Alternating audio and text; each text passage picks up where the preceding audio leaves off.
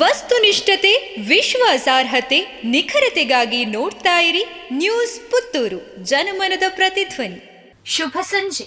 ನಾನು ಶ್ರೀಮಾ. ಇಂದಿನ ಮುಖ್ಯಾಂಶಗಳು: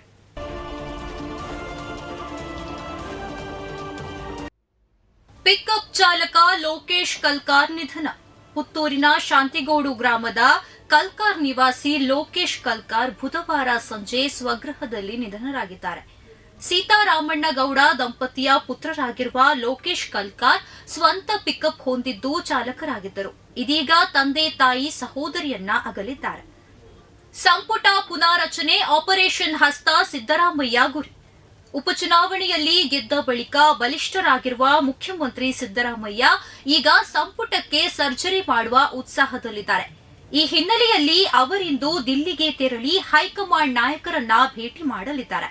ಈಗಾಗಲೇ ಉಪಮುಖ್ಯಮಂತ್ರಿ ಡಿಕೆ ಶಿವಕುಮಾರ್ ದೆಹಲಿಗೆ ತೆರಳಿದ್ದಾರೆ. ಇಂದು ಸಿಎಂ ಸಿದ್ದರಾಮಯ್ಯ ದಿಲ್ಲಿಗೆ ತೆರಳುತ್ತಿರುವುದರಿಂದ ರಾಜ್ಯದಲ್ಲಿ ಸಂಪುಟ ಪುನಾರಚನೆಯೂ ಸೇರಿದಂತೆ ಸರ್ಕಾರದ ದೊಡ್ಡ ಮಟ್ಟದಲ್ಲಿ ಬದಲಾವಣೆ ನಡೆಯುವ ಬಗ್ಗೆ ಕುತೂಹಲ ಬೇರಿದೆ. ಮೋಸದಿಂದ ಲಪಟಾಯಿಸಿದ ಭೂಮಿ ಸಿದ್ದರಾಮಯ್ಯ ಪತ್ನಿಗೆ ಉಡುಗೊರೆ. ಭೂ ವಿವಾದ ಮುಖ್ಯಮಂತ್ರಿ ಸಿದ್ದರಾಮಯ್ಯನವರ ಬೆನ್ನು ಬಿಡುತ್ತಿಲ್ಲ.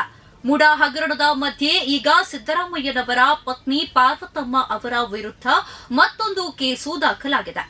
ಪಾರ್ವತಮ್ಮ ಹಾಗೂ ಸಿದ್ದರಾಮಯ್ಯನವರ ಬಾಮೈದ ಸೇರಿ ಒಟ್ಟು 10 ಜನರ ಮೇಲೆ ಮೈಸೂರಿನ ಸಿವಿಲ್ ನ್ಯಾಯಾಲಯದಲ್ಲಿ ಭೂ ವ್ಯಾಜ್ಯ ಸಂಬಂಧ ಕೇಸ್ ದಾಖಲಾಗಿದೆ. ಕೆಮ್ಮಾಯಿ ಕೃಷ್ಣನಗರ 140ನೇ ಬಿಜೆಪಿ ಬೂತ್ ಅಧ್ಯಕ್ಷರಾಗಿ ದಯಾನಂದ ಗೌಡ ಕೆಮ್ಮಾಯಿ, ಕಾರ್ಯದರ್ಶಿಯಾಗಿ ರವಿ ಆಚಾರ್ಯ ಕೃಷ್ಣನಗರ ಆಯ್ಕೆ. ಚಿಕ್ಕಮುಡ್ನೂರು ಬಿಜೆಪಿ ಬೂತ್ ಸಂಖ್ಯೆ 140ರ ನೂತನ ಅಧ್ಯಕ್ಷರಾಗಿ ದಯಾನಂದ ಗೌಡ ಕೆಮ್ಮಾಯಿ, ಕಾರ್ಯದರ್ಶಿಯಾಗಿ ರವಿ ಆಚಾರ್ಯ ಕೃಷ್ಣನಗರ ಆಯ್ಕೆಯಾಗಿದ್ದಾರೆ. ನಿವೃತ್ತ ಯೋಧ ಸಂಜೀವ ಕುಲಾಲ್ ಕೃಷ್ಣನಗರ ಅವರ ಮನೆಯಲ್ಲಿ ಆಯ್ಕೆ ಮಾಡಲಾಯಿತು. ಐಪಿಎಲ್ ತಂಡಗಳಿಗೆ ಬೇಡವಾದ ಬಾಂಗ್ಲಾದೇಶದ ಕ್ರಿಕೆಟಿಗರು. ಹಿಂದೂ ವಿರೋಧಿ ದೇಶದ ಆಟಗಾರರಿಗೆ ಸದ್ದಿಲ್ಲದೆ ಪಂಚ್ ಕೊಟ್ಟ ಕೇಂದ್ರ ಸರ್ಕಾರ.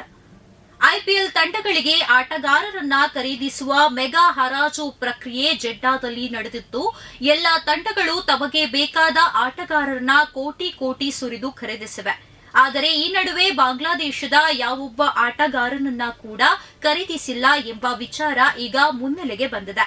ಹರಾಜು ಪಟ್ಟಿಯಲ್ಲಿ 12 ಆಟಗಾರರು ಭಾರತದ ನೆರೆಯ ಬಾಂಗ್ಲಾದೇಶದವರು ಆಗಿದ್ದರು. ಆದರೆ ಈ ಬಾರಿ ಯಾವುದೇ ಬಾಂಗ್ಲಾದೇಶದ ಕ್ರಿಕೆಟಿಗರು ಹರಾಜಿನಲ್ಲಿ ಮಾರಾಟವಾಗಲಿಲ್ಲ. ಯಾವ ತಂಡವೂ ಬಾಂಗ್ಲಾದೇಶದ ಆಟಗಾರರನ್ನ ಏಕೆ ಖರೀದಿಸಲಿಲ್ಲ ಎಂಬ ವಿಚಾರ ಭಾರಿ ಚರ್ಚೆಯಾಗುತ್ತದೆ.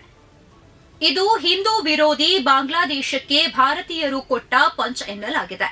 ಸದಾ ಭಾರತ ವಿರೋಧಿ ಭಾವನೆಯಿಂದ ಕುದಿಯುತ್ತಿರುವ ನೆರೆಯ ಪಾಕಿಸ್ತಾನದ ಕ್ರಿಕೆಟಿಗರು ಐಪಿಎಲ್ ಆಡಲು ಅವಕಾಶ ಕೊಡುವುದಿಲ್ಲ.